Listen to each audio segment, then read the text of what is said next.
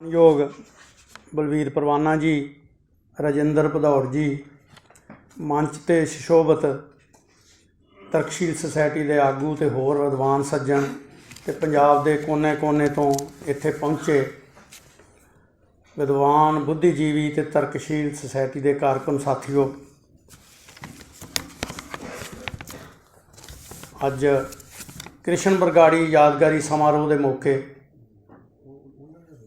ਉਹਦਾ अपना पहला हिस्सा जोड़ा आप समाप्त कर चुके हैं और मैं इस मौके बहुत माण महसूस करदा कि मैनू ये शामिल होने का मौका मिला और बलवीर परवाना जी नूं सुनने का भी मौका मिला। उन्होंने भी मैं इस सन्मान समारोह मौके बधाई देना और बाकी आप अज के विषय ते साथियों गल करते हैं। अज आप एक खास इतिहासक दौर दे विच जिहड़ा हैगा गल कर रहे हैं। जे अज तो थोड़े साल पहलों की गल करते आपां जदों एक दूजे नूं मिलते सां कुछ साल पहलां ही तो बहुत सारिया प्रतिबद्ध साथी भी बड़े सिरड़ नाल जिहड़े तुसीं साडे साथी तुहाडे चों बहुतिआं नूं मैं जानदा जिहड़े बड़े सालां तो बड़े सिरड़ नाल लोकां दे वास्ते लड़दे आ रहे ने, अंध विश्वासां दे खिलाफ तरकशील सोसायटी 'च भी काम करते आ रहे ने। पर एक खास किस्म की निराशा सी, हर पासे चर्चा सी भी ये ठहराओ तो खड़ोत नहीं टुट रही। वो सारा जिहड़ा हैगा एक निराशा जिहड़ा जिवें समा खलो गया होवे और बहुत सारी जिहड़ी हैगी आ निराशा का एक दौर सी और आपां ठीक ऐसे समय इत्थे जुड़े हाँ जदों खड़ोत ते निराशा टुट रही आ बड़ी बुरी तरह, बड़ा उत्साह है जिन्हों आपां कहने कि संघर्षी मतलब संघर्षमई दौर विच जिहड़ा साडा समाज प्रवेश कर रहा। इहदे बारे आपां गल्लां करांगे पर हुण जिथों तक अज अपने सारा का ध्यान दिल्ली वल लगा है। दिल्ली एक वड्डा अंदोलन जिहड़ा हैगा उहदा वड्डा मोर्चा लगा है, किसान जिहड़े उत्थे बैठे ने अपने और लम्मे बड़े चिर तो संघर्ष कर रहे हैं। वो चलो उन्होंने 25-26 नवंबर तो कहा जा रहा है पर संघर्ष तो बहुत पुराना है, वो लगातारता ही आ, वो वख-वख पड़ावां विच आउंदा है। और जे आम जो मोटा जिहा जिहड़ा लोकां दे दिमाग 'च आ भी एक किसान संघर्ष चल रहा है और किसान संघर्ष तां है भी खेती बिल्लां दे नां ते संघर्ष शुरू होंदा। 3 खेती बिल आए, पहला आर्डीनेंस आए जून दे विच, बाद चों बिल पार्लीमेंट 'च पेश कीते ते कानून बन गए और उन्हां दे नां ते अंदोलन होण करके इहनूं बेशक ये कहा जाता है कि किसान अंदोलन आ और बहुत वड्डी किसान आबादी इतों प्रभावित भी हुई और वो सारी किसान आबादी के प्रभावित और साडे सामने अज सवाल है कि ये सिर्फ किसान आबादी प्रभावित हुई जां समाज के होर तबकिਆਂ की भी कोई जिम्मेवारी आ। और समाज दे बहुत वड्डी गिनती मजदूर ने, बहुत वड्डी गिनती च मुलाजम ने, मध्य वर्गी लोग ने, दुकानदार ने, होर भी बहुत सारे साडे दस्तकार ने, किसान भी ने। और किसान भी एक तरह का किसान नहीं, वड्डा किसान है, छोटा किसान है, बड़ियां लेहरां ने, बहुत सारे सवाल जिहड़ा हैगा। एक पासे जदों एक वेग जी टर्म है भी अपना एक अंदोलन चल रहा, दूसरे पासे होर बहुत सारिया चीज़ां जिहड़ियां ये समझण वालियां कि की इहदा घेरा सिर्फ किसानी के एक हिस्से तक सीमित है जां पूरे समाज लिए जिहड़ी हैगी बहुत वड्डी जिहड़ी हैगी एक घटना है। इहदी थोड़ी बहुती जिहड़ी हैगी आ आपां तुहाडे नाल कुछ गल्लां साझीआं करांगे। आम तौर पर यही आ भी सरकारी खरीद खत्म हो जाएगी, आम किसानां 'च यही आ। 2-3 ही गल्लां दिमाग 'च आ। ज़्यादातर साडी आबादी सोचदी भी सरकारी खरीद खत्म हो जानी आ, घट्टो घट्ट समर्थन मुल खत्म हो जाएगा, ठेके आधारित खेती आ रही है तो योजना बनाई है भी साडियां जमीनां खो के ते कारपोरेटां दे हवाले हो जाणगे।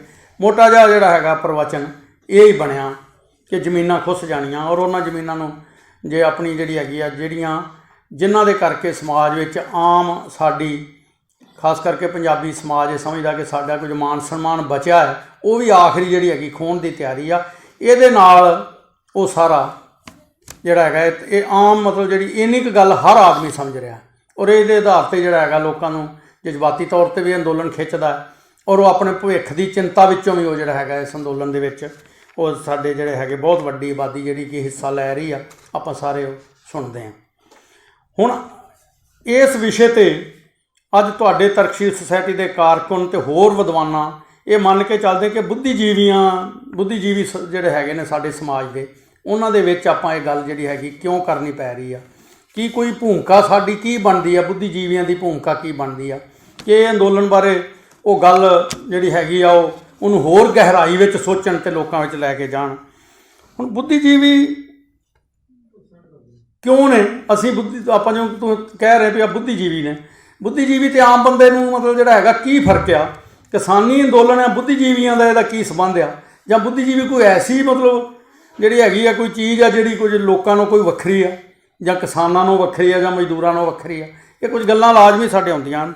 ये मैं थोड़ा जिहा इहदे बारे जे आपां कहीए आम तौर पर समझिया जाता, नौम चमस्की भी इस तरह आंदा कि बुद्धिजीवी तो असीं ये सोचते हैं कि थोड़े जिहे ज़्यादा जानकार हुंदे आ, पढ़े लिखे होने करके कुछ खास हालतां करके आम औसत जिहड़े पैदावार च लगे किरती लोग ने, आम दुकानदार ने, आम जिहड़े हैगे ने समाज दे विच ਵੱਖੋ ਵੱਖ धंधिਆਂ 'ਚ लगे लोग ने, असीं समझते हाँ कि ये थोड़े जिहे उहदे तो ज़्यादा जिहड़े जानकार हुंदे आ, उन्हां कोल बहुत सारी जानकारी हुंदी आ और वो जानकारी नूं होरनां समाज के हिस्सिਆਂ 'ਚ फैला सकते आ, गल नूं गहराई 'ਚ समझ सकते आ।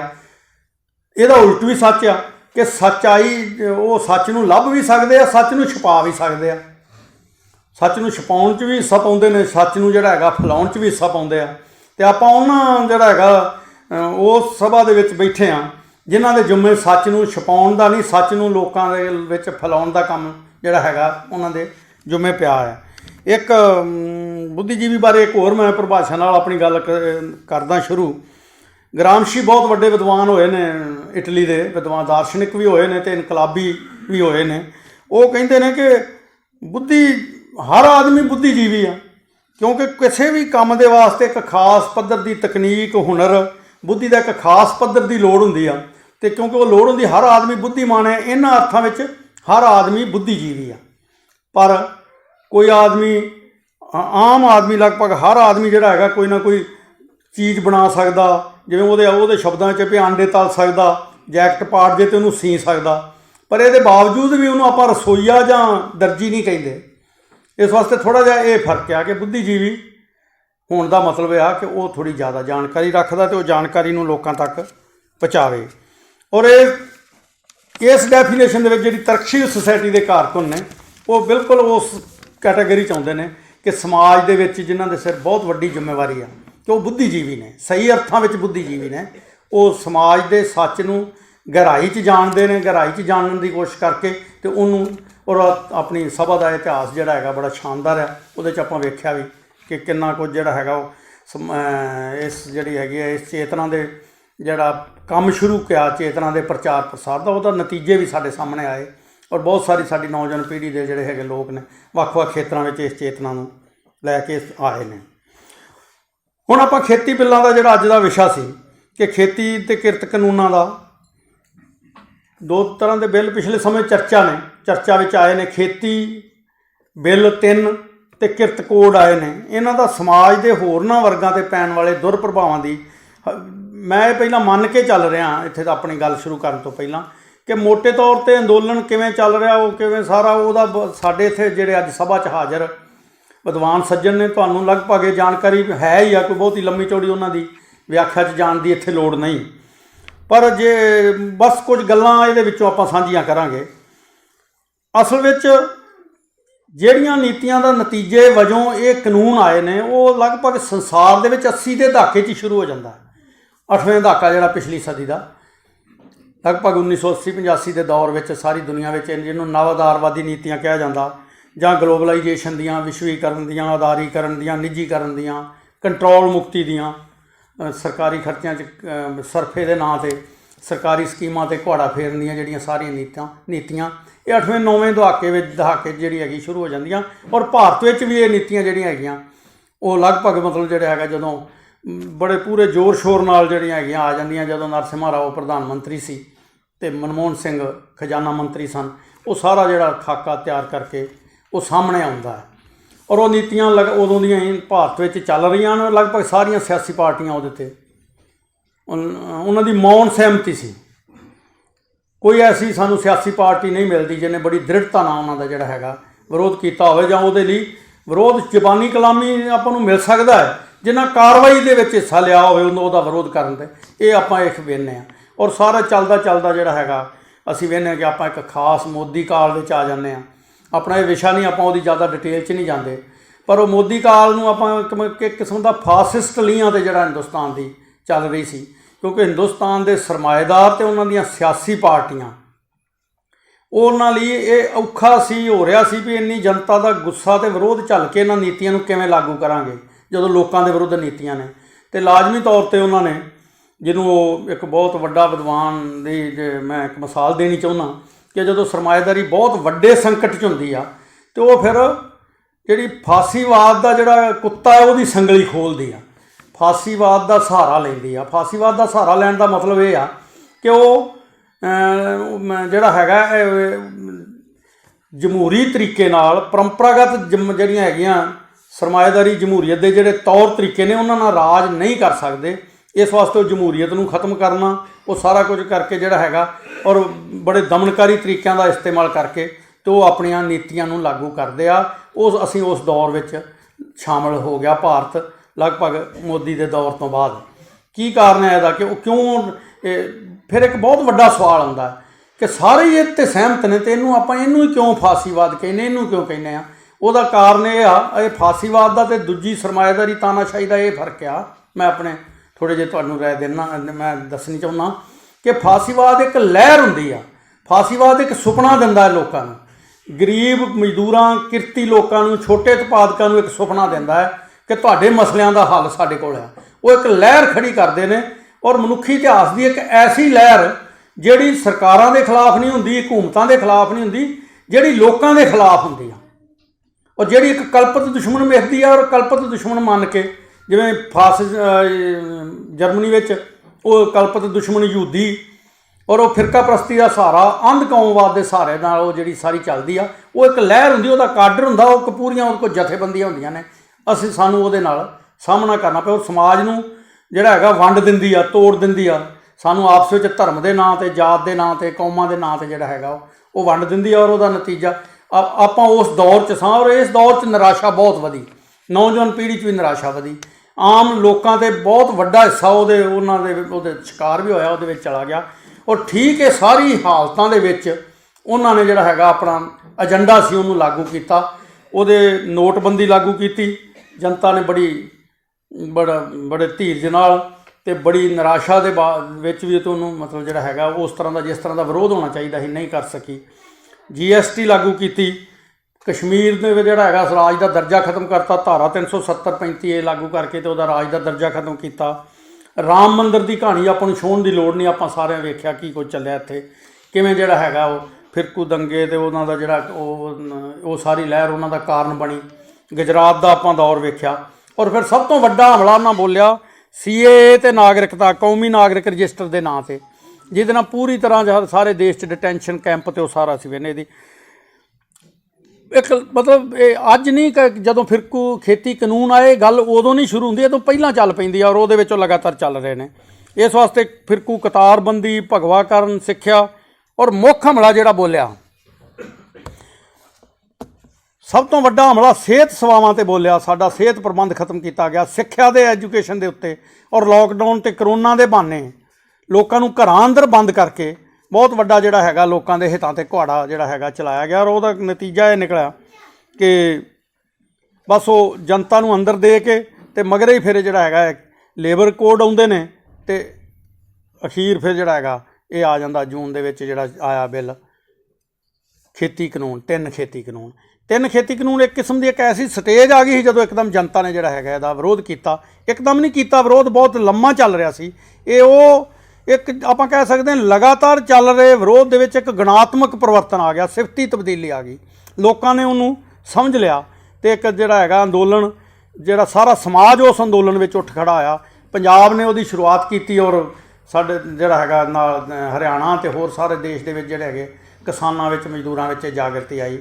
ਅੱਜ ਮੈਂ ਇਹ ਗੱਲ ਇੱਥੋਂ ਸ਼ੁਰੂ ਕਰਦਾ ਕਿ ਇਹ ਅੰਦੋਲਨ ਕਿਸਾਨੀ ਦੇ ਕਿਸੇ ਤੱਕ ਨਹੀਂ, ਅੱਜ ਸਮਾਜ ਦੇ ਬਹੁਤ ਵੱਡੇ ਹਿੱਸੇ ਨੂੰ ਉਹਨੇ ਪ੍ਰਭਾਵਿਤ ਕੀਤਾ ਤੇ ਉਹ ਅੱਜ ਅੰਦੋਲਨ ਵਿੱਚ ਆ, ਸੰਘਰਸ਼ ਵਿੱਚ ਆ ਔਰ ਮਜ਼ਦੂਰ ਵੀ ਹੋਰ ਵੀ। ਔਰ ਇਹਦੇ ਬਾਵਜੂਦ ਵੀ ਬਹੁਤ ਸਾਰੀਆਂ ਗੱਲਾਂ ਸਾਂਝੀਆਂ ਕਰਨ ਵਾਲੀਆਂ ਨੇ ਕਿ ਇੱਕ ਅੱਜ ਵੀ ਸਾਡੇ ਸਮਾਜ ਦਾ ਕਾਫੀ ਵੱਡਾ ਹਿੱਸਾ ਦੇ ਵਿੱਚ ਇਹ ਗੱਲ ਲਿਜਾਣ ਵਾਲੀ ਆ ਕਿ ਇਹ ਮਸਲਾ ਸਮਾਜ ਦੇ ਸਾਰੇ ਕਿਰਤੀ ਲੋਕਾਂ ਦਾ ਹੈ, ਮਜ਼ਦੂਰਾਂ ਦਾ ਹੈ, ਸਾਰਿਆਂ ਦਾ ਹੈ। ਇਸ ਵਾਸਤੇ ਇਹ ਜਿਹੜਾ ਹੈਗਾ ਇਹ ਮੋਟੀ ਜੀ ਗੱਲ ਹੈ ਜਿਹੜੀ ਆਪਾਂ ਅੰਦੋਲਨ ਬਾਰੇ ਮੈਂ ਇੰਨੀ ਕਰਨੀ ਚਾਹੁੰਦਾ ਹਾਂ। ਹੁਣ ਜਿਹੜੀ ਇਹ ਦੋਵੇਂ ਥੋੜ੍ਹੀ ਜਿਹੀ ਜਾਣਕਾਰੀ, ਥੋੜ੍ਹੀ ਜਿਹੀ ਇਨਫੋਰਮੇਸ਼ਨ ਆਪਾਂ ਗੱਲ ਸ਼ੁਰੂ ਕਰਦੇ ਹਾਂ ਲੇਬਰ ਕੋਡ ਦੇ। ਅਤੇ ਉਹਦੇ ਅਸੀਂ ਵੇਖਿਆ ਕਿ ਜਿਹੜੇ ਲੇਬਰ ਕੋਡ ਨੇ ਪਹਿਲਾਂ ਆਏ ਨੇ, ਲੇਬਰ ਕੋਡ 'ਤੇ ਅੰਦੋਲਨ ਨਹੀਂ ਸ਼ੁਰੂ ਹੋਇਆ। ਬਹੁਤ ਖਤਰਨਾਕ ਜਿਹੜਾ ਹੈਗਾ ਮਜ਼ਦੂਰ ਵਿਰੋਧੀ ਕਾਨੂੰਨ ਜਿਹੜੇ ਭਾਰਤ ਵਿੱਚ ਪਹਿਲਾਂ ਆਏ ਨੇ। ਜਿਹੜਾ ਪਹਿਲਾ ਲੇਬਰ ਕੋਡ ਆ ਉਹ ਤਾਂ 2019 'ਚ ਹੀ ਆ ਗਿਆ ਸੀ, ਔਰ 29 ਦੇ ਕਰੀਬ ਕਾਨੂੰਨ ਖਤਮ ਕਰਕੇ 29 ਦੇ ਕਰੀਬ ਮਜ਼ਦੂਰਾਂ ਦੀ ਸੁਰੱਖਿਆ ਲਈ ਮਜ਼ਦੂਰਾਂ ਨੇ ਜਿਹੜਾ ਸੰਘਰਸ਼ ਕਰਕੇ ਆਪਣੇ ਟ੍ਰੇਡ ਯੂਨੀਅਨ ਅਧਿਕਾਰ, ਆਪਣੇ ਦਿਹਾੜੀ ਦੇ ਉਹਦੇ ਜਿਹੜੀ ਹੈਗੀ ਆ ਉਹਦੀ ਸੁਰੱਖਿਆ ਲਈ ਅਤੇ ਕੰਮ ਦੀਆਂ ਹਾਲਤਾਂ ਦੇ ਵਿੱਚ ਜਿਹੜੇ ਹੈਗੇ ਆ ਸੁਧਾਰ ਲਈ ਜਿਹੜੇ ਕਾਨੂੰਨ ਬਣੇ ਸੀ ਭਾਰਤ ਵਿੱਚ, 29 ਦੇ ਕਰੀਬ ਕਾਨੂੰਨ ਨੇ ਜਿਨ੍ਹਾਂ ਨੂੰ ਖਤਮ ਕਰਕੇ 4 ਲੇਬਰ ਕੋਡ ਲਿਆਂਦੇ। ਥੋੜ੍ਹੀ ਗੱਲ ਤੁਹਾਡੇ ਨਾਲ ਸਾਂਝੀ ਕਰਨਾ ਚਾਹੁੰਦਾ ਕਿ ਲੇਬਰ ਕਾਨੂੰਨ 29 ਜਿਹੜੇ ਖਤਮ ਕੀਤੇ ਅਤੇ ਲੇਬਰ ਕੋਡ ਵਿੱਚ ਕੀ ਫਰਕ ਆ। ਕਾਨੂੰਨ ਆਪਾਂ ਉਸ ਚੀਜ਼ ਨੂੰ ਆਉਂਦੇ ਹਾਂ ਜਿਹੜਾ ਮਤਲਬ ਵਿਧਾਨ ਪਾਲਿਕਾ ਜਿਹੜੀਆਂ ਸਾਡੀਆਂ ਚੁਣੀਆਂ ਹੋਈਆਂ ਸਭਾਵਾਂ ਨੇ ਉਹਨਾਂ ਨੇ ਕਾਨੂੰਨ ਪਾਸ ਕਰਤੇ ਅਤੇ ਕਾਨੂੰਨ ਪਾਸ ਹੋ ਕੇ ਲਾਗੂ ਹੋ ਗਏ। ਕਾਨੂੰਨ ਦਾ ਮਤਲਬ ਇਹ ਹੁੰਦਾ ਕਿ ਉਹਦੀ ਸੰਵਿਧਾਨਕ ਪੋਜੀਸ਼ਨ ਹੈ ਉਹ, ਕਿ ਉਹਨਾਂ ਨੂੰ ਸਰਕਾਰ ਵੀ ਜਿਹੜੀ ਹੈਗੀ ਆ ਉਹ ਲਾਗੂ ਕਰੇਗੀ ਹਰ ਹਾਲਤ 'ਚ। ਜੇ ਸਰਕਾਰ ਲਾਗੂ ਨਹੀਂ ਕਰਦੀ ਤਾਂ ਉਹਦੇ ਲਈ ਜਿਹੜਾ ਹੋਰ ਸਿਸਟਮ ਹੈ ਉਹਦੇ 'ਤੇ ਆਲੋਚਨਾ ਹੋ ਸਕਦੀ ਹੈ, ਅਦਾਲਤਾਂ ਦਖਲ ਦੇ ਸਕਦੀਆਂ ਹੈ, ਜੋ ਵੀ ਦੇ ਸਕਦੇ। ਕੋਡ ਦਾ ਮਤਲਬ ਇਹ ਆ, ਕੋਡ ਕਾਨੂੰਨ ਨਹੀਂ ਹੁੰਦਾ, ਕੋਡ ਸਿੱਧਾ ਸਰਕਾਰ ਦੇ ਅਧਿਕਾਰ ਖੇਤਰ ਦੀ ਚੀਜ਼ ਆ। ਯਾਨੀ ਇਹ ਹੁਣ ਕਾਨੂੰਨ ਨਹੀਂ ਗੇ, ਇਹ ਹੁਣ ਵਿਧਾਨ ਸਭਾ ਨਹੀਂ ਜਿਹੜੀ ਮਤਲਬ ਜਿਹੜੀ ਹੈਗੀ ਇੱਕ ਲਾਗੂ ਕਰ ਰਹੀ ਹੈ ਕਾਨੂੰਨ, ਇਹ ਸਰਕਾਰ ਹੈ ਜਿਹੜੀ ਉਹਨੂੰ ਕੰਟਰੋਲ ਕਰੇਗੀ। ਔਰ ਸਰਕਾਰ ਦੇ ਟ੍ਰਿਬਿਊਨਲ ਨੇ ਉਹਨਾਂ ਦੇ ਵਿੱਚ ਉਹਨਾਂ ਦੀ ਜਿਹੜੀ ਹੈਗੀ ਸਾਰੀ ਕਾਰਵਾਈ ਸੁਣੀ ਜਾ ਸਕਦੀ ਆ। ਇਹਨਾਂ ਅਰਥਾਂ ਵਿੱਚ ਇੱਕ ਬਹੁਤ ਵੱਡਾ ਹਮਲਾ ਹੈ ਹਿੰਦੁਸਤਾਨ ਦੀ ਕਰੋੜਾਂ ਦੀ ਆਬਾਦੀ ਦੇ ਉੱਤੇ ਲੇਬਰ ਕਾਨੂੰਨ ਖਤਮ ਕਰਕੇ ਲੇਬਰ ਕੋਡ ਲਿਆਉਣੇ। ਔਰ 4 ਲੇਬਰ ਕੋਡ ਜਿਹੜੇ ਹੈਗੇ ਸੀ ਉਹਨਾਂ ਦੇ ਵਿੱਚ ਆਪਾਂ ਇੰਨੀ ਗੱਲ ਤਾਂ ਸਾਰੇ ਆਪਾਂ ਜਾਣਦੇ ਹਾਂ ਕਿ ਤਾਲਾਬੰਦੀ, ਲੇ ਆਫ, ਸ਼ਾਂਤੀ, ਜੋ ਵੀ ਇਹਨੂੰ ਆਉਂਦੇ ਆ ਸ਼ਾਂਤੀ ਵਗੈਰਾ, ਇਹ ਸਾਰੇ ਦਾ ਜਿਹੜਾ ਹੈਗਾ ਉਹ ਦੇ ਦਿੱਤਾ ਗਿਆ ਵੀ 300 ਤੋਂ ਜਿਹੜੇ ਹੈਗੇ ਘੱਟ ਕਾਮਿਆਂ ਵਾਲੇ ਉਦਯੋਗ ਨੇ, ਸਨਅਤਾਂ ਨੇ, ਫੈਕਟਰੀਆਂ ਨੇ, ਉਹਨਾਂ ਨੂੰ ਇਹ ਬੰਦ ਕਰਨ ਲਈ ਫੈਕਟਰੀਆਂ ਨੂੰ ਮਜ਼ਦੂਰਾਂ ਦੇ ਬਾਰੇ ਕੋਈ ਵੀ ਫੈਸਲਾ ਲੈਣ ਲਈ ਕੋਈ ਜਿਹੜੀ ਹੈਗੀ ਆ ਉਹ ਆਗਿਆ ਲੈਣ ਦੀ ਜ਼ਰੂਰਤ ਨਹੀਂ। ਔਰ ਇਹ 300 ਤੋਂ ਘੱਟ ਨੂੰ ਆਗਿਆ ਲੈਣ ਦੀ ਜ਼ਰੂਰਤ ਨਹੀਂ, ਇਹਦਾ ਕੀ ਅਰਥ ਆ? 93% ਤੋਂ ਥੋੜ੍ਹੀ ਵੱਧ ਆਬਾਦੀ ਜਿਹੜੀ ਹੈਗੀ ਹੈ ਅਸੰਗਠਿਤ ਖੇਤਰ ਵਿੱਚ ਆ ਭਾਰਤ ਦੀ, ਅਨਆਰਗੇਨਾਈਜ਼ਡ ਖੇਤਰ ਦੇ ਵਿੱਚ। 6% ਤੋਂ ਥੋੜ੍ਹੀ ਵੱਧ ਆਬਾਦੀ ਜਿਹੜੀ ਹੈਗੀ ਆ ਉਹ ਸੰਗਠਿਤ ਖੇਤਰ 'ਚ ਆ, ਆਰਗੇਨਾਈਜ਼ਡ ਆ, ਜਿਹੜੀ ਇੰਡਸਟਰੀਅਲ ਸਾਡੀ ਜਿਹੜੀ ਹੈਗੀ ਆਬਾਦੀ ਆ। ਔਰ ਇਹਦਾ ਮਤਲਬ ਇਹ ਆ ਕਿ ਉਹ 93% ਤੇ ਪਹਿਲਾਂ ਹੀ ਇਸ ਖਾਤੇ 'ਚ ਨਹੀਂ ਆਉਂਦੇ, ਇਹਨਾਂ ਕਾਨੂੰਨਾਂ ਦੇ ਘੇਰੇ 'ਚ ਨਹੀਂ ਆਉਂਦੇ। ਔਰ ਜਿਹੜੀ ਰਹਿ ਗਈ 6% ਤੋਂ ਥੋੜ੍ਹੀ ਵੱਧ ਅਤੇ 7 ਤੋਂ ਘੱਟ ਆਬਾਦੀ, ਉਹਦੇ ਵਿੱਚ ਵੀ ਬਹੁਤ ਥੋੜ੍ਹੇ ਫਿਰ ਕਾਰਖਾਨੇ ਰਹਿ ਜਾਂਦੇ ਜਿਨ੍ਹਾਂ ਦੀ ਗਿਣਤੀ ਵਿੱਚ ਮਜ਼ਦੂਰ ਜਿੱਥੇ 300 ਤੋਂ ਵੱਧ ਹੈ। ਯਾਨੀ ਕਿ ਲਗਭਗ ਹਰ ਤਰ੍ਹਾਂ ਦੀਆਂ ਕਾਨੂੰਨੀ ਸੁਰੱਖਿਆਵਾਂ ਤੋਂ ਵਾਂਝੇ ਕਰ ਦਿੱਤਾ ਹਿੰਦੁਸਤਾਨ ਦੀ ਵੱਡੀ ਮਜ਼ਦੂਰ ਆਬਾਦੀ ਨੂੰ। ਔਰ ਇਹ 93 ਜਿਹੜਾ ਹੈਗਾ ਇਹ ਹਮਲਾ ਸੀ ਪਹਿਲਾਂ, ਖੇਤੀ ਕਾਨੂੰਨਾਂ ਤੋਂ ਪਹਿਲਾਂ ਇਹ ਆਉਂਦਾ। ਔਰ ਸਾਰਾ ਕੁਝ ਠੇਕਾ ਕਰਨਾ, ਆਪਣੇ ਵਹਿੰਦਿਆਂ ਸਾਡੇ ਮੁਲਾਜ਼ਮ ਅੰਦੋਲਨ ਲੜਦੇ ਸੀ, ਅਧਿਆਪਕ ਇੱਥੇ ਬੈਠੇ ਹੋਣਗੇ, ਹੋਰ ਵੀ ਠੇਕਾ ਪ੍ਰਣਾਲੀ ਨੂੰ ਖਤਮ ਕਰਦੇ। ਹੁਣ ਤਾਂ ਸਾਰਾ ਕੁਝ ਹੀ ਠੇਕੇ 'ਤੇ ਚੱਲ ਰਿਹਾ। ਔਰ ਉਹ ਠੇਕਾ ਜਿਹੜਾ ਹੈਗਾ ਉਹਦਾ ਮਜ਼ਦੂਰੀ 'ਚ ਉਹ ਸਾਰਾ ਕੰਮ ਜਿਹੜਾ ਹੈਗਾ ਉਹਨੂੰ ਬਹੁਤ ਜਿਹੜਾ ਹੈਗਾ ਲਾਗੂ ਕਰ ਦਿੱਤਾ ਗਿਆ। ਹੁਣ ਇਹ ਜਿਹੜੇ ਹੁਣ ਲੇਬਰ ਕੋਡ ਨੇ ਉਹਦੇ ਵਿੱਚ ਇਹ ਕਿ 60 ਦਿਨ ਪਹਿਲਾਂ ਹੜਤਾਲ ਲਈ ਤੁਹਾਨੂੰ ਨੋਟਿਸ ਦੇਣਾ ਪਏਗਾ। ਹੜਤਾਲ ਜੇ ਕਰਨੀ ਹੈ ਤਾਂ ਅਚਾਨਕ ਨਹੀਂ ਕਰ ਸਕਦੇ, 2 ਮਹੀਨੇ ਪਹਿਲਾਂ ਹੜਤਾਲ ਲਈ ਨੋਟਿਸ ਦਿੱਤਾ ਜਾਏਗਾ। ਔਰ ਹੜਤਾਲ ਦਾ ਨੋਟਿਸ ਦੇਣ ਤੋਂ ਬਾਅਦ ਜੇ ਕਿਸੇ ਸਮਝੌਤੇ 'ਤੇ ਪਹੁੰਚ ਜਾਂਦੇ ਨੇ, ਦੋਵੇਂ ਧਿਰਾਂ ਮਾਲਕ ਅਤੇ ਮਜ਼ਦੂਰ ਕਿਸੇ ਸਮਝੌਤੇ 'ਤੇ ਪਹੁੰਚ ਜਾਂਦੇ ਨੇ, ਕਿਉਂਕਿ ਉਹ ਸਮਝੌਤਾ ਵੀ ਟ੍ਰਿਬਿਊਨਲ ਕਰਾਏਗਾ।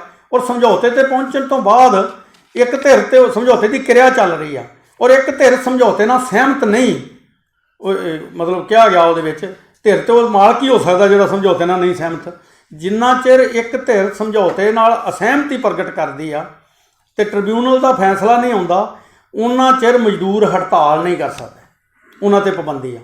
ਔਰ ਉਹ ਹੜਤਾਲ ਨਾ ਜੇ ਇਸ ਤੋਂ ਬਿਨਾਂ ਜੇ ਅਚਾਨਕ ਕੋਈ ਵੱਡੀ ਸੰਕਟ ਆ ਜਾਂਦਾ ਅਤੇ ਮਜ਼ਦੂਰ ਕੋਈ 50% ਤੋਂ ਵੱਧ ਮਜ਼ਦੂਰ ਕਿਸੇ ਇੰਡਸਟਰੀ ਦੇ ਵਿੱਚੋਂ ਛੁੱਟੀ ਲੈ ਲੈਂਦੇ ਆ ਅਤੇ ਉਹਨਾਂ ਦੀ ਹੜਤਾਲ ਸਮਝੀ ਜਾਏਗੀ ਔਰ ਉਹਨੂੰ ਗੈਰ ਕਾਨੂੰਨੀ ਹੜਤਾਲ ਦਾ ਜਿਹੜਾ ਹੈਗਾ ਉਹ ਨੋਟਿਸ ਦੇ ਕੇ ਅਤੇ ਉਹਨਾਂ ਦੇ ਉੱਤੇ ਕਾਰਵਾਈ ਕੀਤੀ ਜਾਏਗੀ। ਮਤਲਬ ਇਹ ਮੈਂ ਕੁਛ ਪੁਆਇੰਟ ਉਹਨਾਂ ਦੇ ਦੱਸ ਰਿਹਾ ਕਿ ਇਹ ਹਾਲਤ ਹੈ ਕਿ ਐਡਾ ਵੱਡਾ ਜਿਹੜਾ ਹੈਗਾ ਦੇਸ਼ ਦੇ ਵਿੱਚ ਜਿਹੜਾ ਹੈਗਾ ਇੱਕ ਕਾਨੂੰਨ ਪਾਸ ਹੋਇਆ ਸੀ ਜਿਹਦੀ ਚਰਚਾ ਘੱਟ ਹੈ ਔਰ ਜਿਹਦੀ ਚਰਚਾ ਅੱਜ ਬਹੁਤ ਜ਼ਰੂਰੀ ਹੈ ਜਦੋਂ ਖੇਤੀ ਬਿੱਲਾਂ ਦੇ ਖਿਲਾਫ ਐਡਾ ਵੱਡਾ ਜਨ ਸੰਘਰਸ਼ ਸ਼ੁਰੂ ਹੋਇਆ। ਔਰ ਇਸ ਤੋਂ ਬਿਨਾਂ ਆਪਾਂ ਵੇਖ ਹੀ ਰਹੇ ਹਾਂ ਕਿ ਉਜਰਤ ਦੀਆਂ ਦਰਾਂ ਨੂੰ ਇੱਕਦਮ ਘਟਾ ਦਿੱਤਾ ਗਿਆ ਔਰ ਇਹ ਫੈਸਲਾ ਕੀਤਾ ਗਿਆ ਕਿ ਵੱਖ-ਵੱਖ ਇਲਾਕਿਆਂ 'ਚ ਵੱਖ-ਵੱਖ ਦਰਾਂ ਹੋਣਗੀਆਂ। ਮਿਨੀਮਮ ਲੇਬਰ ਦਾ ਜਿਹੜਾ ਹੈਗਾ ਕਾਨੂੰਨ ਸਾਰੇ ਦੇਸ਼ ਪੈਮਾਨੇ ਵਾਲਾ ਜਿਹੜਾ ਹੈਗਾ ਉਹ ਕਾਨੂੰਨ ਖਤਮ ਕਰ ਦਿੱਤਾ। ਔਰ ਇਹ ਮੈਨੂੰ ਬਹੁਤ ਗੱਲ ਪੁਰਾਣੀ ਯਾਦ ਆ ਕਿ ਆਮ ਸਰਮਾਏਦਾਰੀ ਜਮਹੂਰੀਅਤ ਦੇ ਆਉਣ ਤੋਂ ਬਾਅਦ ਵੀ ਜਿਹੜਾ ਪੂਰਾ ਜਿਹੜਾ ਹੈਗਾ ਜਗੀਰਦਾਰੀ ਦੇ ਵਿਰੁੱਧ ਜਦੋਂ ਮਤਲਬ ਜਿਹੜਾ ਹੈਗਾ ਇੱਕ ਇਨਕਲਾਬੀ ਤਬਦੀਲੀਆਂ ਕਰਦਿਆਂ ਹੋਇਆਂ ਦੁਨੀਆ 'ਚ ਜਮਹੂਰੀਅਤਾਂ ਕਾਇਮ ਹੁੰਦੀਆਂ ਨੇ, ਜਿਹਨੂੰ ਆਪਾਂ ਸਰਮਾਏਦਾਰਾ ਜਮਹੂਰੀਅਤਾਂ ਨੇ ਆਪਣੀ ਖੱਬੇ ਪੱਖੀ ਸ਼ਬਦਾਵਲੀ ਵਿੱਚ। ਔਰ ਉਹਨਾਂ ਦੇ ਵਿੱਚ ਇਹ ਸੁਨਿਸ਼ਚਿਤ ਕੀਤਾ ਜਾਂਦਾ ਸੀ ਕਿ ਲੇਬਰ ਕਾਨੂੰਨ ਲਾਗੂ ਹੋਣ, ਇੰਸਪੈਕਟਰ ਹੁੰਦੇ ਸਨ ਕਿ ਆਮ ਮਜ਼ਦੂਰਾਂ 'ਤੇ ਜਿਹੜਾ ਕਾਨੂੰਨ ਲਾਗੂ ਹੋ ਰਿਹਾ ਕੋਈ ਧੱਕਾ ਤਾਂ ਨਹੀਂ ਹੋ ਰਿਹਾ। ਅਤੇ ਉਹ ਮੈਨੂੰ ਇੱਕ ਘਟਨਾ ਯਾਦ ਆ ਗਿਆ, ਉਹ ਇੱਕ ਨਾ ਸਰਕਾਰ ਕਰਦੀ ਹੁੰਦੀ ਸੀ industrial training leadership training programme, labour ਵਿਭਾਗ ਭਾਰਤ ਸਰਕਾਰ ਦਾ ਕਰਦਾ ਹੁੰਦਾ ਹੈ। ਉਹ 15-20 ਦਿਨ ਦਾ ਇੱਕ ਕੈਂਪ 'ਚ ਦਿੱਲੀ 'ਚੋਂ ਪ੍ਰੋਗਰਾਮ ਰੱਖਦੇ ਹੁੰਦੇ ਸੀ, ਮੈਨੂੰ ਵੀ ਉਹਦੇ 'ਚ ਸ਼ਾਮਲ ਹੋਣ ਦਾ ਮੌਕਾ ਮਿਲਿਆ। ਉੱਥੇ ਸਾਡੇ ਜਿਹੜੇ ਪ੍ਰੋਫੈਸਰ ਸੀ ਉਹਨੂੰ ਗੱਲ ਕਰਦਿਆਂ ਉਹ ਆਉਂਦਾ ਵੀ ਇਹ ਜਿਹੜਾ ਨਾ ਕੰਮ ਕਾਨੂੰਨਾਂ ਨੂੰ ਲਾਗੂ ਕਰਾਉਣ ਦਾ ਇਹ ਲੇਬਰ ਇੰਸਪੈਕਟਰਾਂ ਦਾ ਹੁੰਦਾ। ਇਹ ਮੈਂ ਮਿਸਾਲ ਤਾਂ ਦੇਣ ਲੱਗਾ ਕਿ ਜਿਹੜਾ ਲੇਬਰ ਇੰਸਪੈਕਟਰਾਂ ਦਾ ਯੂਰਪ ਦੇ ਵਿੱਚ ਜਾਂ ਉਹਨਾਂ ਦੇਸ਼ਾਂ 'ਚ ਕੰਮ ਕਰਦੇ ਸੀ ਕਿ ਕਾਨੂੰਨ ਸਹੀ ਤਰੀਕੇ ਨਾਲ ਲਾਗੂ ਹੋਣ, ਭਾਰਤ ਵਿੱਚ ਤਾਂ ਵੈਸੇ ਪਹਿਲਾਂ ਹੀ ਇਹਨਾਂ ਨੇ ਛੱਡਿਆ ਹੋਇਆ ਸੀ। ਉਹ ਕਹਿੰਦਾ ਕਿ ਲੇਬਰ ਇੰਸਪੈਕਟਰਾਂ ਦਾ ਕੰਮ ਹੁਣ ਸਾਡੇ ਜਿਹੜੇ ਉਹਦੇ ਵਾਲੇ ਸ਼ਬਦ ਜੇ ਮੈਂ ਵਰਤਾਂ ਵੀ ਸਾਡੇ ਟ੍ਰੇਡ ਯੂਨੀਅਨ ਵਾਲੇ ਕਾਮਰੇਡ ਕਰਦੇ ਆ, ਉਹ ਵਿਚਾਰੇ ਝੋਲੇ ਚੁੱਕੀ ਉਹ ਸਾਰਾ ਵੇਂਦੇ ਵੀ ਕਾਨੂੰਨ ਲਾਗੂ, ਅਤੇ ਇੰਸਪੈਕਟਰ ਜਿਹੜਾ ਹੈਗਾ ਉਹ ਮਾਲਕਾਂ ਦੇ ਪੱਖੋਂ ਜਿਹੜੀ ਹੈਗੀ ਪੈਰਵਾਈ ਕਰਦੇ ਆ। ਇਹ ਹਾਲਤ ਬਣੀ ਪਈ। ਹੁਣ ਉਹਨੂੰ ਕਾਨੂੰਨੀ ਰੂਪ ਦੇ ਦਿੱਤਾ ਗਿਆ। ਹੁਣ ਲੇਬਰ ਇੰਸਪੈਕਟਰ ਖਤਮ ਕਰ ਦਿੱਤੇ ਗਏ ਨੇ ਨਵੇਂ ਲੇਬਰ ਕੋਡ 'ਚ, ਅਤੇ ਉਹਦਾ ਨਾਂ ਹੁਣ ਲੇਬਰ ਇੰਸਪੈਕਟਰ ਨਹੀਂ ਹੋਣਗੇ, ਉਹਦੇ ਥਾਂ ਫੈਸਿਲੀਟੇਟਰ ਹੋਣਗੇ। ਮਤਲਬ ਇੰਡਸਟਰੀ ਦਾ ਕੰਮ ਠੀਕ ਠਾਕ ਚੱਲਦਾ ਰਹੇ, ਉਹਦੇ 'ਚ ਸਹਾਇਤਾ ਦੇਣ ਵਾਲੇ ਜਿਹੜੇ ਹੈਗੇ ਸਲਾਹਕਾਰ ਹੋਣਗੇ। ਉਹ ਚੱਲ ਰਿਹਾ। ਹੁਣ ਇੰਨੀ ਸਥਿਤੀ ਮਤਲਬ ਐਡਾ ਵੱਡਾ ਹਮਲਾ ਸੀ ਦੇਸ਼ 'ਤੇ ਜਿਹਦੇ ਵਿਰੁੱਧ ਅਜੇ ਉਨੀ ਆਵਾਜ਼ ਨਹੀਂ ਉੱਠੀ, ਔਰ ਉਹ ਹੁਣ ਜਿਹੜੀ ਹੈਗੀ ਸ਼ੁਰੂ ਹੋ ਰਹੀ ਆ। ਔਰ ਉਹਦੇ ਵਿੱਚ ਉਹਨਾਂ ਨੇ 12-12 ਘੰਟੇ ਦੀ ਦਿਹਾੜੀ ਦਾ ਕਾਨੂੰਨ ਲਾਗੂ ਕਰਤਾ, ਹੜਤਾਲਾਂ 'ਤੇ ਪਾਬੰਦੀ ਦਾ ਕਾਨੂੰਨ ਲਾਗੂ ਕਰਤਾ। ਉਹ ਗੱਲ ਆਪਾਂ ਅਜੇ ਛੇੜਦੇ ਨਹੀਂ। ਉਹ ਸੇਜ ਸਪੈਸ਼ਲ ਜਿਹੜੇ ਹੈਗੇ ਖੇਤਰ ਬਣਾ ਕੇ ਉਹਨਾਂ ਦੇ ਵਿੱਚ ਜਿਹੜਾ ਹੈਗਾ ਕੋਈ ਕਿਰਤ ਕਾਨੂੰਨ ਲਾਗੂ ਨਹੀਂ ਹੋਣਗੇ। ਇਹ ਸਾਰੇ ਜਿਹੜੇ ਹੈਗੇ ਕਾਨੂੰਨ ਸਨ ਜਿਨ੍ਹਾਂ ਦੇ ਜੇ ਨਾਂ ਲੈਣੇ ਹੁਣ ਤਾਂ ਇੱਕ ਉਜਰਤਾਂ ਸੰਬੰਧੀ ਕੋਡ ਆ, ਦੂਜਾ ਉਦਯੋਗਿਕ ਸੰਬੰਧਾਂ ਦਾ ਕੋਡ ਆ, ਵਪਾਰਕ ਸੁਰੱਖਿਆ ਅਤੇ ਸਿਹਤ ਕੰਮਕਾਜੀ ਹਾਲਤਾਂ ਦਾ ਕੋਡ ਆ। ਇਹ ਜਿਹੜੇ ਹੈਗੇ 4 ਨੇ। ਇਹਦਾ ਮਕਸਦ ਕੀ ਸੀ? ਇਹਦਾ ਮਕਸਦ ਇਹਨਾਂ ਇਹ ਘੋਸ਼ਿਤ ਕੀਤਾ ਕਿ ਉਦਯੋਗਿਕ ਸ਼ਾਂਤੀ ਅਤੇ ਨਿਵੇਸ਼ ਵਧਾਉਣ ਲਈ, ਯਾਨੀ ਇੰਡਸਟਰੀ 'ਚ ਗੜਬੜ ਨਾ ਹੋਵੇ ਅਤੇ ਉਹਦੇ ਵਿੱਚ ਇਨਵੈਸਟਮੈਂਟ ਵਧੇ, ਵੱਡੇ ਸਰਮਾਏਦਾਰ ਪੈਸੇ ਲਾਉਣ। ਇਹਨੂੰ ਆਉਂਦੇ ਈਜ਼ ਆਫ ਡੂਇੰਗ ਬਿਜ਼ਨਸ, ਯਾਨੀ ਬਿਜ਼ਨਸ ਕਰਨ ਦੇ ਵਿੱਚ ਸਹੂਲਤ ਦੇਣ ਲਈ ਜਿਹੜਾ ਹੈਗਾ ਉਹ ਇਹ ਕਾਨੂੰਨ ਲਾਗੂ ਹੋਏ।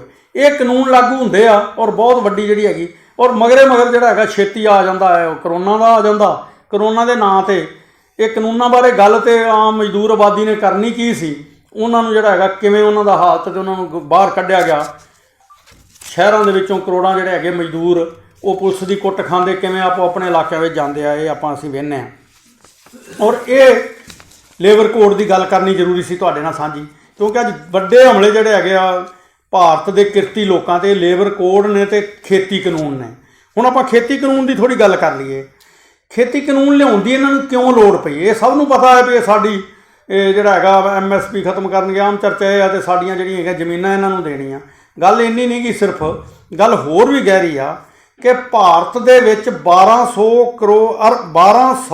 ਅਰਬ ਡਾਲਰ ਦੀ ਭੋਜਨ ਦੀ ਪ੍ਰਚੂਨ ਮਾਰਕੀਟ ਆ। 1200 ਅਰਬ ਡਾਲਰ ਦੀ ਭੋਜਨ ਦੀ ਜਿਹੜੀ ਪ੍ਰਚੂਨ ਮਾਰਕੀਟ ਆ ਉਹ ਆ। ਔਰ ਵਿਦੇਸ਼ੀ ਵੱਡੇ ਸਰਮਾਏਦਾਰਾਂ ਦੀ ਇਹ 'ਤੇ ਨਿਗਾਹ ਹੈ ਕਿ 1200 ਕਰੋੜ ਜਿਹੜੀ ਹੈਗੀ ਡਾਲਰ ਦੀ ਜਿਹੜੀ ਅਰਬ ਡਾਲਰ 1200 ਕਰੋੜ ਅਰਬ ਡਾਲਰਾਂ ਦੀ ਇਹ ਮਾਰਕੀਟ 'ਤੇ ਕਬਜ਼ਾ ਕੀਤਾ ਜਾਏ। ਹੁਣ ਇਹ 'ਤੇ ਕਬਜ਼ਾ ਕਰਨ 'ਚ ਬਹੁਤ ਵੱਡੀ ਰੁਕਾਵਟ ਜਿਹੜਾ ਪਹਿਲਾ ਸਾਡਾ ਸਮਾਜਿਕ ਢਾਂਚਾ ਹੈ, ਸਾਡਾ ਪੂਰਾ ਪ੍ਰਬੰਧ ਆ ਜਿਹਦੇ 'ਚ ਆਪਾਂ ਜਿਵੇਂ ਕਿਵੇਂ ਗੁਜ਼ਾਰਾ ਕਰਦੇ ਹਾਂ। ਔਰ ਇਹ ਪਹਿਲੇ ਪ੍ਰਬੰਧ ਵਿੱਚ ਹੀ 34.5 ਅਰਬ ਡਾਲਰ ਦੀਆਂ ਉਪਜਾਂ ਪਿਛਲੇ ਵਿੱਤੀ ਵਰ੍ਹੇ ਵਿੱਚ 19-20 ਦੇ ਵਿੱਚ ਵਿਦੇਸ਼ਾਂ ਨੂੰ ਵੇਚੀਆਂ ਗਈਆਂ। 34.5 ਅਰਬ ਡਾਲਰ ਦਾ ਜਿਹੜਾ ਹੈਗਾ ਸੌਦਾ ਪੱਤਾ ਆਪਾਂ ਖੇਤੀ ਤੋਂ ਵਿੱਚੋਂ ਪੈਦਾਵਾਰ ਦਾ ਬਾਹਰਲੇ ਦੇਸ਼ਾਂ ਵਿੱਚ ਵੇਚਿਆ। ਬੜੀ ਉਹ ਵੱਡੇ ਪੈਸੇ ਵਾਲਿਆਂ ਨੂੰ ਇਹ ਦਿੱਕਤ ਵੀ ਐਡੀ ਵੱਡੀ ਮਾਰਕੀਟ ਜੇ ਸਾਡੇ ਹੱਥ 'ਚ ਨਹੀਂ ਆਈ। ਔਰ ਇਹਦੇ 'ਤੇ ਨਿਗਾਹ ਹੈ, ਉਹਦੇ 'ਤੇ ਕਬਜ਼ਾ ਕਰਨ ਦੀ ਸਾਰੀ ਯੋਜਨਾ ਹੈ। ਔਰ ਉਹਦੇ 'ਤੇ ਕਬਜ਼ਾ ਕਰਨ ਵਾਸਤੇ 3 ਕਾਨੂੰਨ ਆਉਂਦੇ ਨੇ। ਕਿਸਾਨ ਉਪਜ ਵਪਾਰ ਅਤੇ ਵਣਜ ਕਾਨੂੰਨ ਜਿਹੜਾ ਹੈਗਾ, ਦੂਸਰਾ ਜਿਹੜਾ ਹੈਗਾ ਉਹ ਇਹ ਕੀ ਆ, ਕਿਸਾਨ ਉਪਜ ਵਪਾਰ ਅਤੇ ਵਣਜ ਬਿੱਲ ਦਾ ਮਕਸਦ ਇਹ ਸੀ ਵੀ ਸਰਕਾਰੀ ਦਖਲ ਖਤਮ ਕਰਕੇ ਸਿੱਧਾ ਸਰਮਾਏਦਾਰਾਂ ਨੂੰ ਫਸਲ ਖਰੀਦਣ ਦਾ ਅਧਿਕਾਰ ਹੋਵੇ। ਹੁਣ ਆਪਾਂ ਕਿਸੇ ਛੋਟੇ ਵੱਡੇ ਕਿਸੇ ਨੂੰ ਵੇਚ ਸਕਦੇ ਹਾਂ, ਸਿੱਧਾ ਵੱਡੇ ਕਾਰਪੋਰੇਟ ਫਸਲ ਖਰੀਦ ਸਕਣ, ਕਿਉਂਕਿ ਸਰਕਾਰ ਨਾ ਖਰੀਦੇਗੀ, ਉਹ ਆਪਣੀਆਂ ਸ਼ਰਤਾਂ 'ਤੇ ਖਰੀਦਣਗੇ। ਔਰ ਜ਼ਰੂਰੀ ਵਸਤਾਂ ਸੋਧ ਬਿੱਲ ਜਿਹੜਾ ਤੀਜਾ ਕਾਨੂੰਨ ਆ, ਉਹਦੇ ਵਿੱਚ ਜਮ੍ਹਾਂਖੋਰੀ ਜਿਹੜੀ ਹੈਗੀ ਆ ਉਹ ਜਿੰਨੀ ਮਰਜ਼ੀ ਕਰ ਸਕਦੇ ਆ। ਮੈਂ ਸਿਰਫ ਇੱਕ ਮਿਸਾਲ ਤੁਹਾਨੂੰ ਦੇਣੀ ਚਾਹੁੰਦਾ, ਸਾਈਲੋ ਦੀ ਮਿਸਾਲ। ਸਾਈਲੋ ਬਣੇ ਨੇ ਇੱਥੇ ਮੋਗੇ ਦੀ, ਸਾਈਲੋ ਦੀ ਚਰਚਾ ਹੈ, ਹੋਰ ਕਈ ਬਣੇ ਨੇ। ਇਹ ਸਾਈਲੋ ਬੜੀ ਅੱਛੀ ਟੈਕਨੀਕ ਆ, ਉਹਦੇ ਵਿੱਚ ਸਾਰਾ ਅਨਾਜ ਜਿਹੜਾ ਹੈਗਾ ਜਮ੍ਹਾਂ ਹੋ ਸਕਦਾ। ਜੇ ਬਹੁਤ ਜਿਵੇਂ ਆਪਣੇ ਹੈਫੜ ਦੇ ਤਾਂ FCI ਦੇ ਜਾਂ ਇਹ ਜਿੰਨੇ ਹੈਫੜ ਆ ਸਾਡੇ, ਤੁਹਾਡੇ ਮੇਰਾ ਖਿਆਲ ਹੋ ਰਿਹਾ ਨਾ ਮਾਰਕਫੈਡ ਆ, ਇਹ ਸਾਰੇ ਜਿਹੜੇ ਸਟੋਰ ਨੇ ਇਹਨਾਂ ਵਿੱਚ ਲਗਭਗ 1/3 ਅਨਾਜ ਖਰਾਬ ਹੋ ਜਾਂਦਾ ਹੈ, ਡੈਮੇਜ ਪਾ ਦਿੰਦੇ, ਬਹੁਤ ਬਰਬਾਦੀ ਹੁੰਦੀ ਆ। ਸਾਈਲੋ ਬਹੁਤ ਅੱਛੀ ਟੈਕਨੀਕ ਆ ਔਰ ਐਡੀ ਵਧੀਆ ਟੈਕਨੀਕ ਆ ਕਿ ਉਹਦੇ ਵਿੱਚ ਬੜਾ ਸੁਰੱਖਿਅਤ ਸਮਾਨ ਰਹਿ ਸਕਦਾ। ਔਰ ਸਾਨੂੰ ਆਪਾਂ ਕਹਿ ਸਕਦੇ ਹਾਂ ਕਿ ਹਰ ਮੁਲਕ ਵਿੱਚ ਹੋਣੇ ਚਾਹੀਦੇ, ਸਾਨੂੰ ਵੀ ਉਹ ਚਾਹੀਦੇ ਆ। ਪਰ ਉਹ ਸਾਈਲੋ ਸਰਮਾਏਦਾਰ ਕਿਉਂ ਲਾਉਣ, ਕਾਰਪੋਰੇਟ ਕਿਉਂ ਲਾਉਣ? ਉਹ ਸਾਈਲੋ ਸਰਕਾਰ ਲਾਵੇ, ਸਰਕਾਰ ਜਨਤਾ ਦੇ ਜਿਹੜੇ ਹੈਗੇ ਪੈਸੇ ਨਾਲ ਲਾਵੇ ਜਿਹੜੇ ਉਹ ਲੁੱਟਦੀ ਆ। ਔਰ ਉਹ ਜਿਹੜਾ ਹੈਗਾ ਇਹਨਾਂ ਨੇ ਕੋਈ ਜਿੰਨੇ 270 ਸੀ, ਮੈਨੂੰ ਹੁਣ ਐਗਜ਼ੈਕਟ ਗਿਣਤੀ ਯਾਦ ਨਹੀਂ। ਇਹ ਇੱਕ ਯੋਜਨਾ ਹੈ ਕਿ ਇੰਨੇ ਸਾਈਲੋ ਭਾਰਤ ਵਿੱਚ ਬਣਨਗੇ ਅਤੇ ਉਹਨਾਂ ਦੀ ਭੰਡਾਰਨ ਸਮਰੱਥਾ ਇੰਨੀ ਹੋਏਗੀ ਕਿ ਭਾਰਤ ਦਾ ਸਾਰਾ ਅਨਾਜ, ਸਬਜ਼ੀਆਂ ਅਤੇ ਫਲਾਂ ਦਾ ਜਿਹੜੀ ਪੈਦਾਵਾਰ ਆ ਉਹਨਾਂ ਦੇ ਵਿੱਚ ਜਿਹੜੀ ਹੈਗੀ ਉਹ ਸਾਂਭੀ ਜਾ ਸਕਦੀ ਆ, ਸਟੋਰ ਹੋ ਸਕਦੀ ਆ ਔਰ ਖਰਾਬ ਹੋਣੋਂ ਬਚਾਈ ਜਾ ਸਕਦੀ ਆ।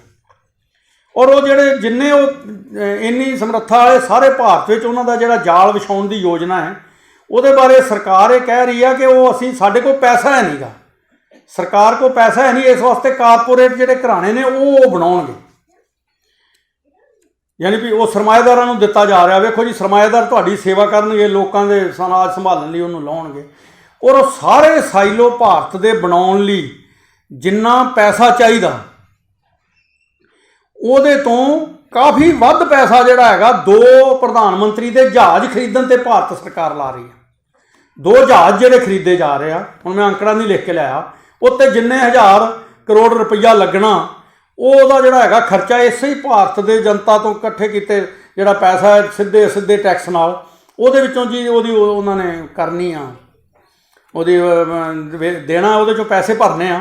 ਉਹਦੇ ਨਾਲੋਂ ਘੱਟ ਪੈਸਿਆਂ ਦੇ ਵਿੱਚ ਸਾਰੇ ਦੇਸ਼ ਦੇ ਵਿੱਚ ਸਰਕਾਰੀ ਖਰਚੇ ਦੇ ਵਿੱਚ ਸਾਈਲੋ ਬਣਾਏ ਜਾ ਸਕਦੇ ਆ, ਜਿਹਦੇ 'ਚ ਲੋਕ ਆਪਣੀ ਜਿਹੜਾ ਹੈਗਾ ਕਿਰਾਇਆ ਦੇ ਕੇ ਜਾਂ ਘੱਟ ਤੋਂ ਘੱਟ ਜਿਹੜਾ ਹੈਗਾ ਸਰਕਾਰ ਉਹਦੇ ਵਿੱਚ ਆਪਣਾ ਸਮਾਨ ਇਕੱਠਾ ਕਰ ਸਕਦੀ ਆ। ਮਤਲਬ ਕਿਸ ਤਰ੍ਹਾਂ ਸਿੱਧਾ ਜਿਹੜਾ ਹੈਗਾ ਧੋਖਾ ਦਿੱਤਾ ਜਾ ਰਿਹਾ ਉਹਨਾਂ ਨੂੰ, ਮਤਲਬ ਜਿਹੜਾ ਹੈਗਾ ਪਰਉਪਕਾਰੀ ਦੇ ਤੌਰ 'ਤੇ ਵੱਡੇ ਕਾਰਪੋਰੇਟ ਘਰਾਣੇ ਨੂੰ ਕਹਿ ਰਹੇ ਕਿ ਉਹ ਤਾਂ ਬੜੇ ਪਰਉਪਕਾਰੀ ਨੇ, ਉਹ ਬਣਾ ਕੇ ਦੇਣਗੇ ਆਪਣੇ ਲਈ। ਔਰ ਬਣਾਉਣਗੇ ਕਿਉਂ? ਕਿਉਂਕਿ ਸਾਡੇ ਕੋਲ ਪੈਸੇ ਹੈ ਨਹੀਂ ਵਾਲੀ ਸਰਕਾਰ ਜਿਹੜੀ ਹੈਗੀ ਉਦੋਂ ਕਿਤੇ ਵੱਧ ਪੈਸੇ ਜਿਹੜੇ ਹੈਗੇ ਹੋਰ ਐਸ਼ੋ-ਇਸ਼ਰਤ ਅਤੇ ਸਹੂਲਤਾਂ 'ਤੇ ਉਜਾੜ ਰਹੀ ਆ।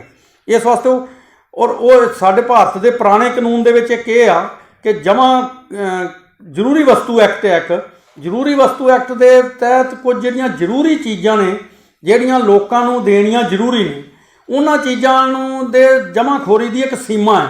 ਇੱਕ ਖਾਸ ਹੱਦ ਤੋਂ ਵੱਧ ਉਹਨਾਂ ਨੂੰ ਕੋਈ ਸਟੋਰ ਨਹੀਂ ਕਰ ਸਕਦਾ, ਤਾਂ ਕਿ ਉਹ ਕੁਛ ਬੰਦੇ ਹੀ ਹਥਿਆ ਕੇ ਅਤੇ ਲੋਕਾਂ ਨੂੰ ਮਜਬੂਰ ਕਰਕੇ ਜਿਹੜਾ ਹੈਗਾ ਮਨਮਰਜ਼ੀ ਦੇ ਭਾਅ 'ਤੇ ਨਾ ਵੇਚ ਸਕਣ। ਇਹਦੇ ਲਈ ਉਹ ਜਿਹਨੂੰ ਉਸ ਕਾਨੂੰਨ ਤੀਜੇ 'ਚੋਂ ਖਤਮ ਕਰ ਦਿੱਤਾ। ਜਮ੍ਹਾਂਖੋਰੀ 'ਤੇ ਕੋਈ ਸੀਮਾ ਨਹੀਂ, ਜਿੰਨਾ ਮਰਜ਼ੀ ਸਟੋਰ ਕਰ ਸਕਦੇ ਆ। ਔਰ ਅਸੀਂ ਇਹ ਕਾਨੂੰਨ ਆ।